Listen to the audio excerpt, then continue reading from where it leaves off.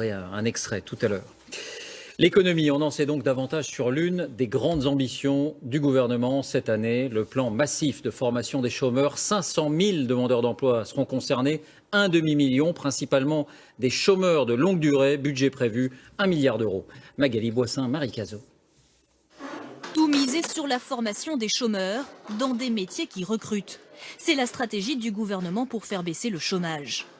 Environ 150 000 formations qualifiantes ont été proposées l'an dernier. Le chef de l'État en promet 3 fois plus. 500 000 seront offertes en 2016, en priorité aux chômeurs de longue durée. C'est-à-dire ceux sans activité depuis plus d'1 an.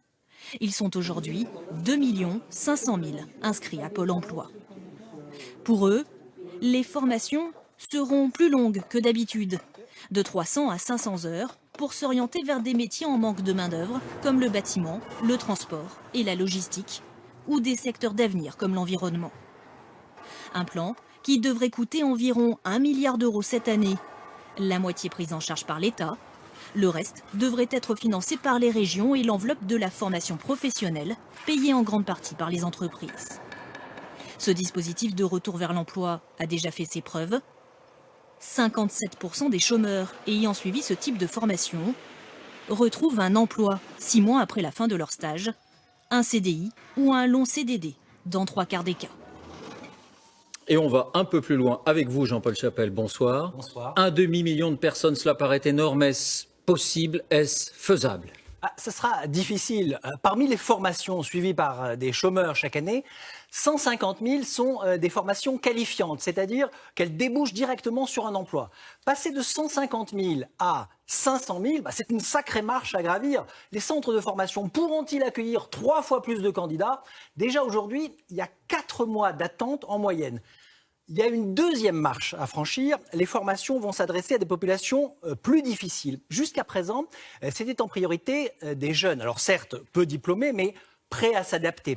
Demain, on va former des chômeurs de longue durée, des seniors qui doivent se reconvertir. Pas évident, par exemple, qu'une secrétaire de direction ait envie de se plonger dans les nouveaux métiers du numérique. Est-ce que ces formations seront obligatoires pour les demandeurs d'emploi concernés? Non, Pôle emploi ne peut pas imposer une formation à un chômeur. D'ailleurs, en pratique, c'est le problème inverse qui se pose. Pôle emploi a du mal à répondre à la demande. Aujourd'hui, 1 chômeur sur 2 réclame une formation et seulement 1 sur 10 l'obtient. Merci Jean-Paul. Et puis, l'œil du 20h sur une autre dimension plus discrète de ce plan. Un chômeur qui bénéficie d'une formation quitte les statistiques de Pôle emploi pendant ce temps-là. En tout cas, la catégorie la plus commentée, ce ne sera donc pas mauvais pour la fameuse inversion de la courbe. L'œil du 20h avec Luc Lacroix et Julien Pelletier. Le chômage, c'est une affaire de chiffres, Voyelle. A, et de lettres. Consonne. B, À chaque catégorie de demandeurs d'emploi, sa consonne Consonne. D, ou sa voyelle. E, Le gouvernement peut-il faire baisser les chiffres du chômage en jouant sur 2 simples lettres? Eh bien oui, écoutez comment. Quand on parle chiffre du chômage, 3 574 800 chômeurs. on ne parle en fait que d'une catégorie de demandeurs d'emploi, ceux Sans aucune activité. sans aucune activité. Sans aucune activité, Sans aucune activité, ces demandeurs d'emploi sont classés en catégorie A. Mais il y a d'autres lettres, B, C, D ou encore E, pour désigner d'autres catégories de chômeurs beaucoup moins médiatiques, celles-là. Certains ont une activité réduite, catégorie B et C. D'autres bénéficient par exemple de contrats aidés, catégorie E. D'autres enfin sont en formation, catégorie D. Former massivement des chômeurs de la catégorie A va donc automatiquement les faire basculer dans la bien discrète catégorie D. Ils sortiront alors du radar statistique, bien pratique quand on a fait de la lutte contre le chômage une priorité. Du côté du ministère du Travail, on dément toute volonté de truquer les chiffres. C'est un effet collatéral, mais l'objectif de la mesure est de former des chômeurs aux métiers qui recrutent. Un effet collatéral qui a une vertu, stabiliser, voire peut-être inverser la courbe du chômage. Selon nos calculs, cela ferait disparaître environ 100 000 demandeurs d'emploi de catégorie A. Comme quoi, même si c'est involontaire, jouer sur les lettres, ça permet de faire baisser les chiffres. Un témoignage maintenant. Cette semaine, vous le savez, sera marquée par la commémoration de l'attentat de Charlie Hebdo il y a un an. Regardez la une du magazine qui paraîtra mercredi, un dessin de Riss, l'assassin court toujours. On va la revoir, cette une, avec un personnage figurant Dieu armé d'une Kalachnikov. Commémoration aussi des attaques de Montrouge et de l'hypercachère. Regardez ce visage, celui de Philippe Braham. C'est l'une des victimes de l'hypercachère. Il avait 45 ans. 3 enfants de 9 ans, 3 ans et 2 ans. Il faisait ses courses lorsqu'il a été assassiné par Amédi Koulibaly. Comment vit-on un an avec ce deuil? Ce témoignage, c'est celui de celle qui était son épouse, Valérie Braham, recueillie par Sonia Sadon avec Lou Cricorian. Depuis la mort de son mari, Là, y a Valérie Braham a changé un d'appartement. tableau de mon mari. Mais le souvenir de son époux est omniprésent. J'adore cette photo. Ça parle beaucoup, il a un grand sourire, on sent bien qu'il est heureux là.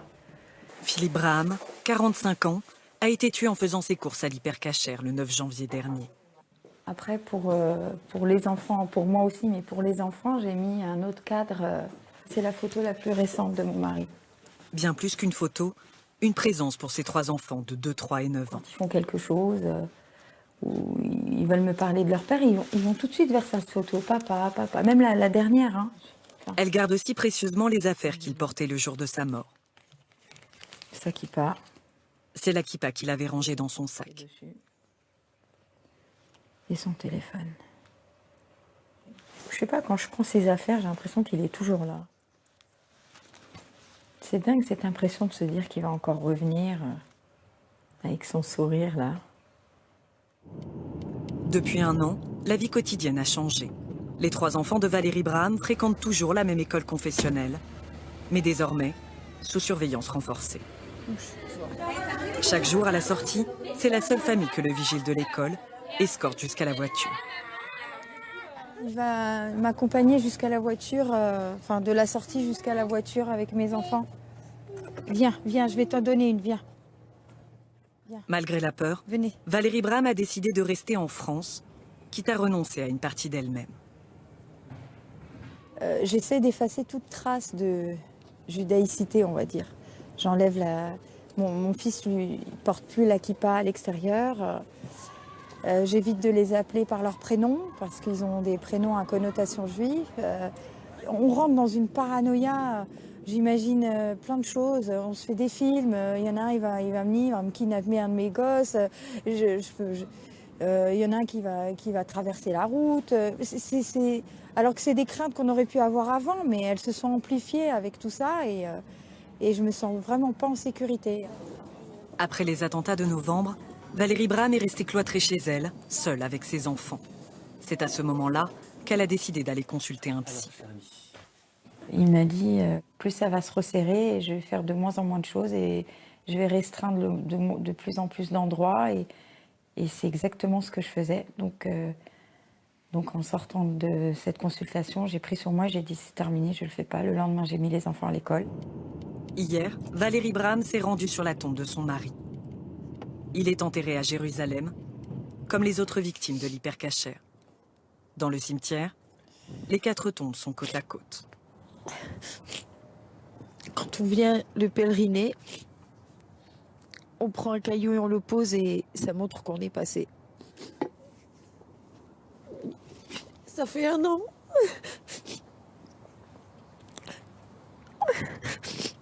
Ça fait 1 an et j'ai l'impression que c'est hier.